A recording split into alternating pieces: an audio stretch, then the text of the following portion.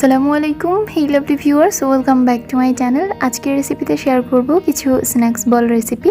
দুইটি মাত্র উপকরণ দিয়ে আমি আজকে এই স্ন্যাক্স বল তৈরি করব, আর ফ্রিজ ছাড়াই প্রায় 1 মাসের মতো সংরক্ষণ করে খেতে পারবেন।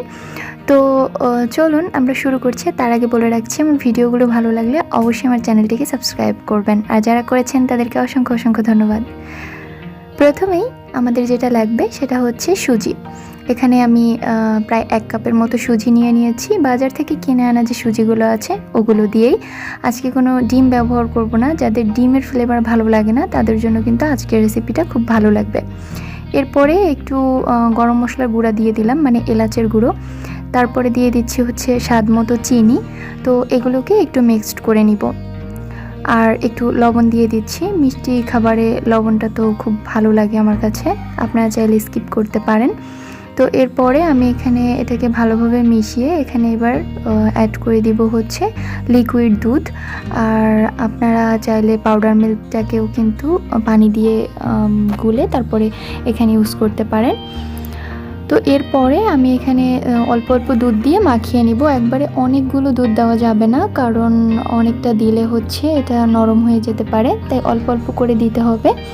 তো এখানে আমি কোনো পরিমাপ বলছি না, শুধুমাত্র দেখিয়ে দিচ্ছি যে ব্যাটারটা কেমন হবে। তো এবার রেস্টে রেখে দিব। মাখানো হয়ে গিয়েছে। প্রায় 10 মিনিট রেস্টের পর আমি ঢাকনাটা উঠিয়ে নিয়েছি, আর এটা দেখতে ঠিক এরকম হয়েছে। এবার হাতটাকে পরিষ্কার করে একটু অফিস স্ক্রিনে আমি তেল মেখে নিয়েছিলাম হাতে। তো এরপরে আমি এখানে ছোট ছোট বল করে নিব। যেহেতু এটা স্ন্যাক্স বল, তাই আমি ছোট ছোট বল করে নিচ্ছি। যাদের ডিমের ফ্লেভারটা ভালো লাগে না কিন্তু ছোটোখাটো কোনো স্ন্যাক্স খেতে মন চায়, তারা কিন্তু এভাবে বানিয়ে নিতে পারেন। তো আমি ছোট ছোট এভাবে করে বল করে নিচ্ছি। এগুলো ভাজলে কিন্তু আরেকটু বড় হয়ে যাবে। তো আমি আরও একটি দেখিয়ে দিচ্ছি। আর আমার চ্যানেলের অন্য সব ভিডিও এরকম ছোট ছোট আর অনেক সহজ করে আমি শেয়ার করার চেষ্টা করেছি। আপনারা অবশ্যই আমার চ্যানেলটিকে সাবস্ক্রাইব করবেন, আর মূল্যবান মতামতটি কমেন্ট বক্সে লিখবেন। এরপরে আমি এখানে একটা প্লেটে তেল মেখে রেখেছিলাম আগে থেকেই। এখন আমি এইভাবে করে ছোট ছোট বল করে সবগুলো বানিয়ে নিচ্ছি। আর একটু পরেই চলে যাব আমি এগুলোকে ফ্রাই করতে। আর এগুলো ফ্রাই করব কিন্তু আজকে আমি ডুবো তেলে।